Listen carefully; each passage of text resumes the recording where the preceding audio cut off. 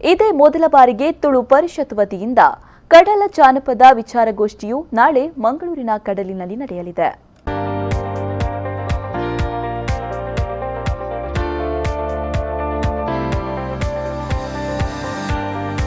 ಹೊಸದಾಗಿ ಆರಂಭಗೊಂಡಿರುವ ಅಬ್ಬಕ್ಕ ಅಕ್ವೆನ್ ಕ್ರೂಸ್ನಲ್ಲಿ ತುಳು ಪರಿಷತ್ ವತಿಯಿಂದ ಕಡಲ ಜಾನಪದ ವಿಚಾರಗೋಷ್ಠಿಯು ನಡೆಯಲಿದೆ. ಈ ವಿಚಾರಗೋಷ್ಠಿಯಲ್ಲಿ ಡಾಕ್ಟರ್ ಕೆಎಂ ರಾಘವ ನಂಬಿಯರ್ ಪಡವುದಪ್ಪನ ಪಾರ್ಧನದ ಕುರಿತಾಗಿ ವಿಚಾರಗೋಷ್ಠಿ ನಡೆಯಲಿದೆ.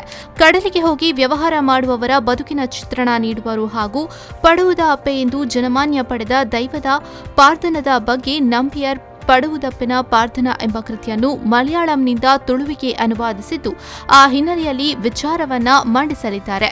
ಒಟ್ಟು 2 ವಿಚಾರಗೋಷ್ಠಿಗಳು ಅಬ್ಬಕ್ಕ ಅಕ್ವೆನ್ ಕ್ರೂಸ್ನಲ್ಲಿ ನಡೆಯಲಿದೆ.